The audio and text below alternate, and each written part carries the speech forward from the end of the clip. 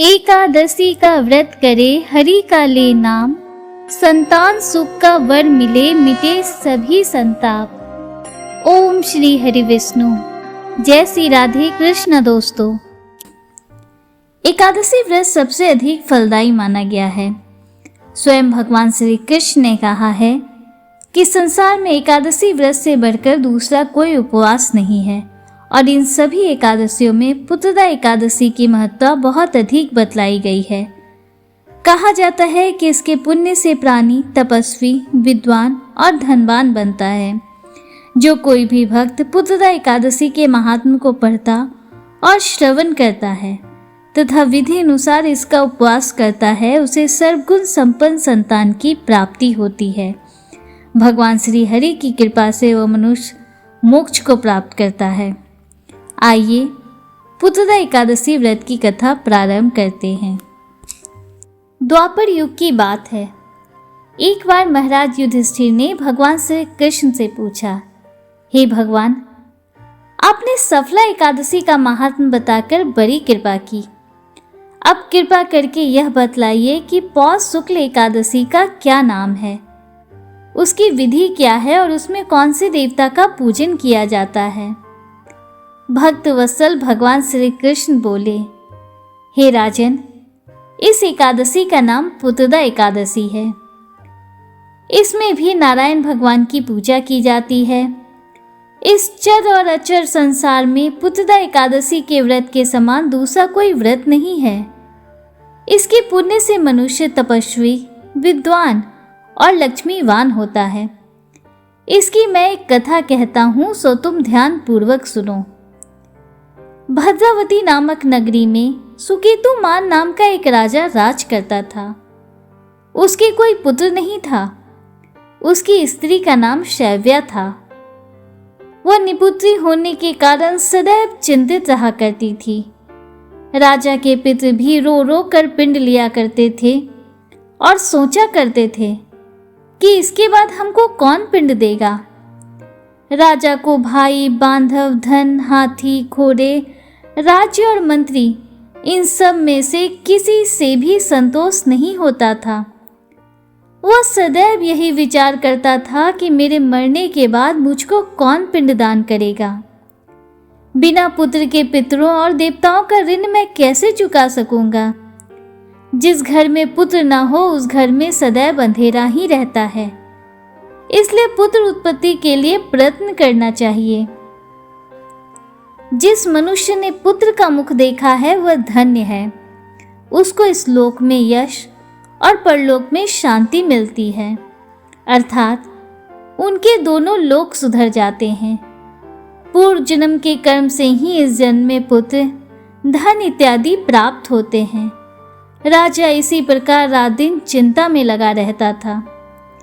एक समय तो राजा ने अपने शरीर को त्याग देने का निश्चय किया, परंतु आत्मघात को महान पाप समझकर उसने ऐसा नहीं किया।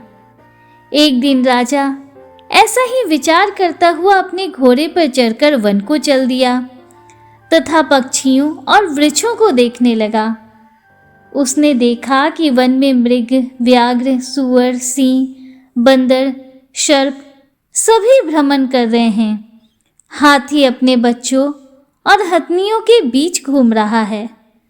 इस वन में कहीं गीदड़ अपने कर्कश स्वर में बोल रहे हैं तो कहीं उल्लू ध्वनि कर रहे हैं।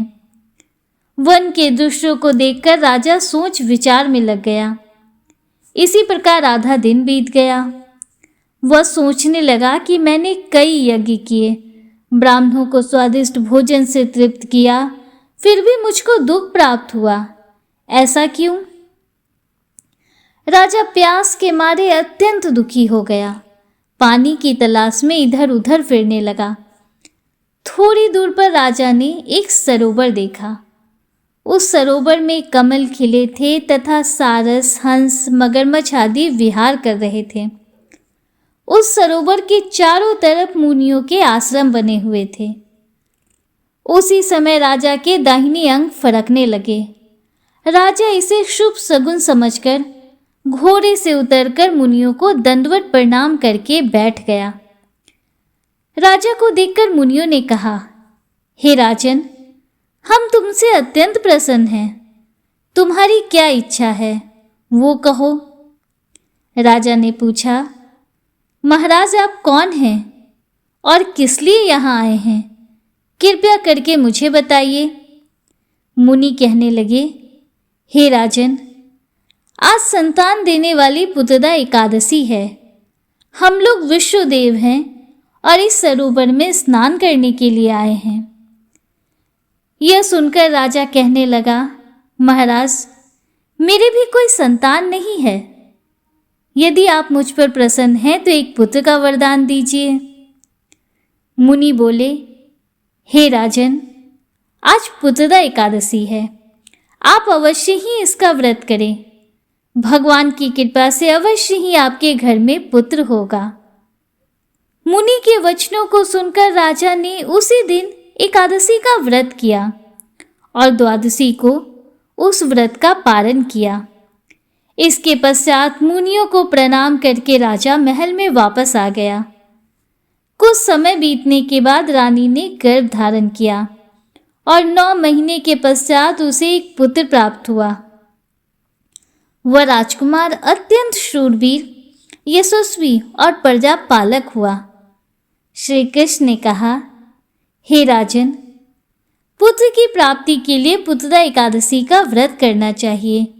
जो मनुष्य इस महात्म को पढ़ता या सुनता है, उसे अंत में स्वर्ग की प्राप्ति होती है। प्रेम से बोलिए भगवान श्री कृष्ण की जय। आइए एकादशी माता की व्रत कथा प्रारंभ करते हैं। कहते हैं कि इस कथा को सुनने से ही एकादशी का व्रत पूर्ण माना जाता है। एक बार एक बूढ़ी माँ ने एकादशी का उपवास रखा। बड़े ही भक्ति भाव से वो एकादशी की पूजा किया करती थी।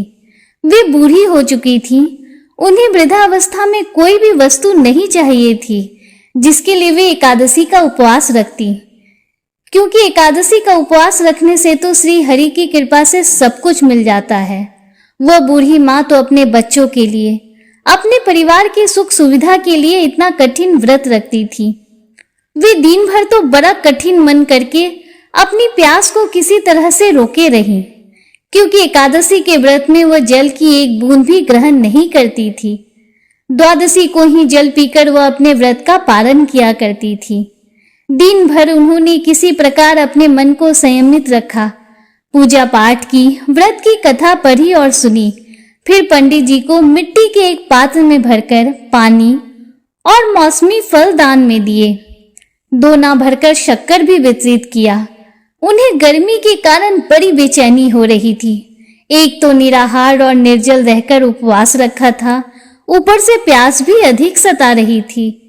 इस कारण उन्होंने सोचा कि चलो पानी में बैठूं, शायद थोड़ी शांति मिले। यह सोचकर वो पानी में बैठी रही। पानी से बार बार कुल्ला करती, मुंह हाथ धोती रही। तब कहीं जाकर उन्हें थोड़ा बहुत चैन मिला। एक तो धूप तेज की पड़ रही थी, इस कारण बार बार बूढ़ी माँ का मुंह सूखा जा रहा था।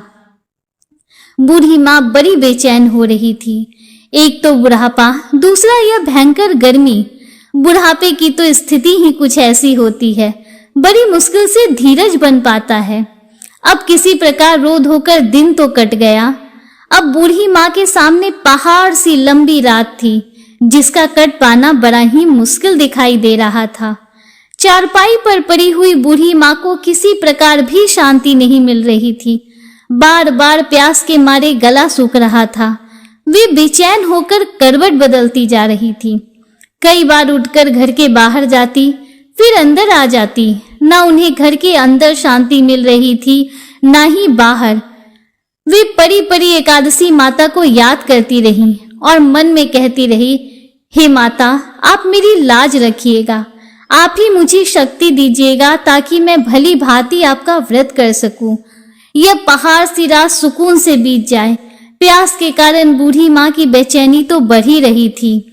उन्होंने धैर्य रखने का बहुत प्रयास किया, लेकिन आखिरकार उनकी सहनशीलता की सीमा टूट गई और वे घबराकर प्यास के मारे एकदम चिल्ला पड़ी, बचाओ बचाओ। बूढ़ी माँ का चिल्लाना सुनकर उनके परिवार के सभी सदस्य उनके आसपास इकट्ठा हो गए।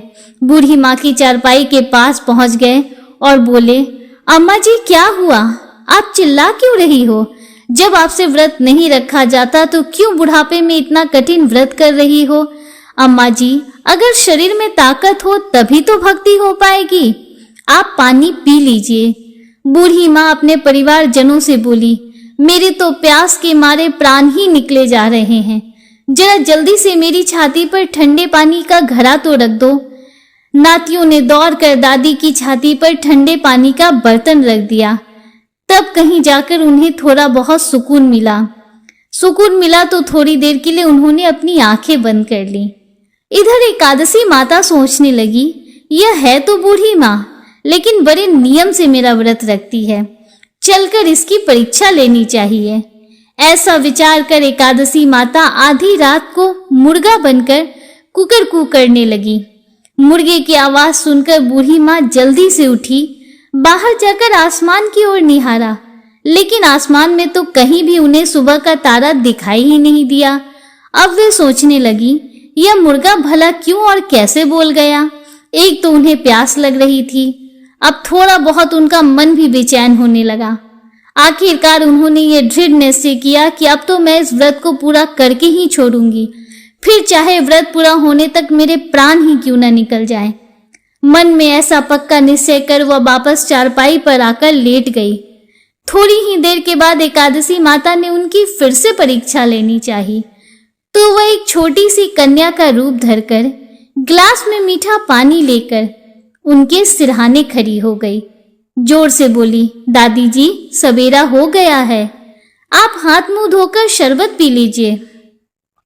पहले तो शरबत का ग्लास देखकर बूढ़ी माँ का मन ललचा गया, प्यास के मारे गला जो सूख रहा था। किंतु अचानक उन्हें याद आया कि उनका तो एकादशी का उपवास है। फिर उन्होंने सोचा, अभी तो मैं किसी भी तरह से ये शरबत नहीं पी सकती। फिर वे चुपचाप वापस अपनी चारपाई पर लेट गई। जैसे ही उनकी आंख लगी तभी उन्हें एहसास हुआ मानो किसी ने उन्हें पानी से भरे हुए कुएं में पटक दिया हो। वे बहुत देर तक उस कुएं में हाथ पैर चलाती रहीं, लेकिन इस बीच उन्होंने अपने मुंह में पानी की एक बूंद भी नहीं जाने दी, क्योंकि उनका एकादशी का उपवास जो था वे पक्के निश्चय के साथ अपने व्रत का पालन करती रहीं। थोड़ी ही देर में उन्हें ऐसा लगा मानो सामने आग जल रही हो। आग के कारण बड़ी भारी गर्मी लगने लगी।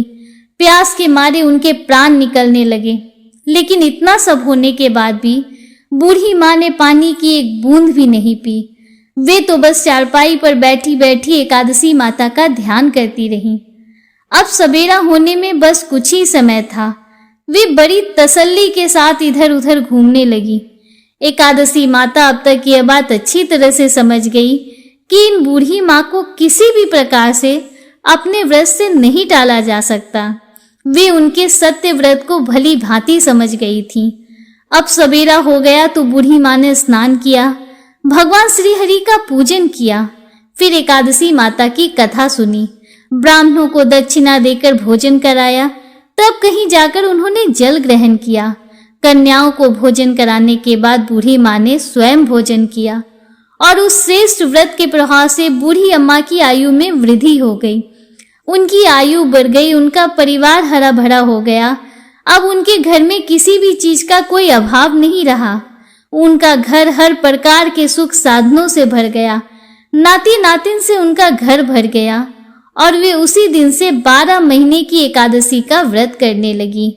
एकादशी माता के व्रत के पुण्य प्रताप से इस संसार में हर प्रकार के सुख भोग कर वह बूढ़ी माँ अंत में भगवान श्री हरि के धाम को चली गई।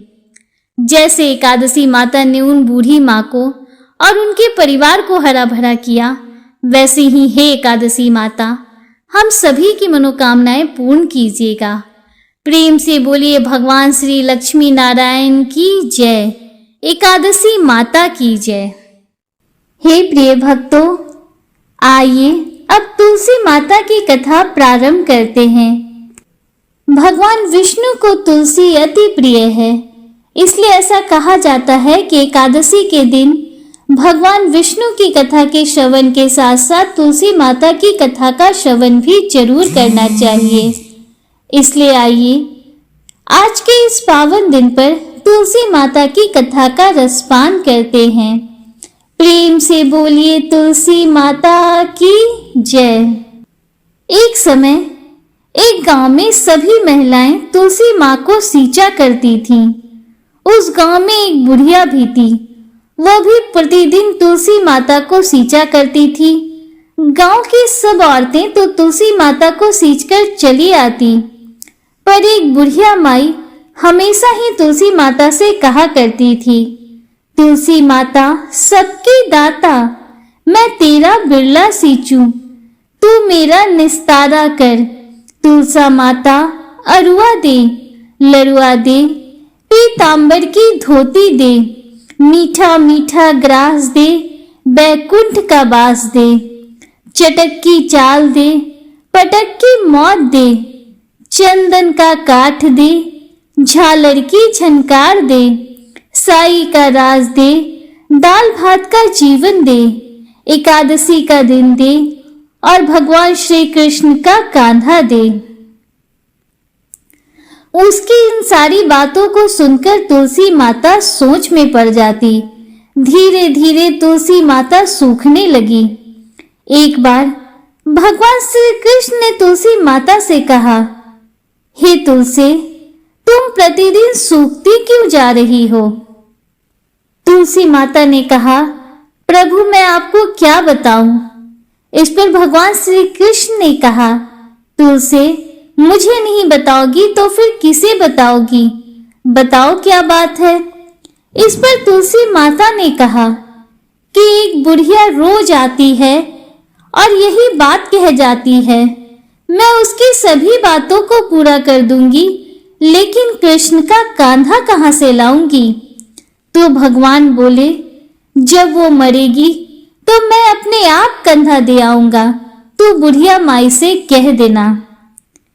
जब बुढ़िया माई मर गई तो सब लोग आए, सारा गांव इकट्ठा हो गया और उसका अंतिम संस्कार करने के लिए उसे उठाने लगे, लेकिन वह बहुत भारी हो गई, जिससे उसकी अर्थी टस से मस नहीं हुई। सभी बोले, यह तो बहुत संस्कारी थी, बहुत पूजा पाठ करती थी, कोई पाप नहीं किया, फिर यह इतनी भारी कैसे हो गई? उसी समय बूढ़े ब्राह्मण के वेश में भगवान श्री कृष्ण वहां आए और कहने लगे कि यह भीड़ कैसी है? तब गांव वाले बोले कि एक बुढ़िया मर गई है और वह इतनी पापिन थी कि उसकी अर्थी नहीं उठ रही है, बहुत भारी हो गई है। भगवान बोले कि मुझे उसके कान में कुछ कहने दो, फिर यह उठ जाएगी। तब गांव के सभी लोग कहने लगे, अच्छा चलो आप भी कोशिश कर लो। भगवान बुढ़िया के पास गए और उसके कान में कहा कि माई तू अपने मन की कर ले, पीतांबर की धोती ले, मीठा ग्रास ले, बैकुंठ का वास ले, चटक की चाल ले, चंदन का काठ ले, झालर की झनकार ले, दाल भात को जीम और कृष्ण का कांधा ले। भगवान की सभी बातें सुनकर बुढ़िया हल्की हो गई। भगवान उसे अपने कंधे पर ले गए। बुढ़िया को मुक्ति मिल गई और वह बैकुंठ धाम को चली गई।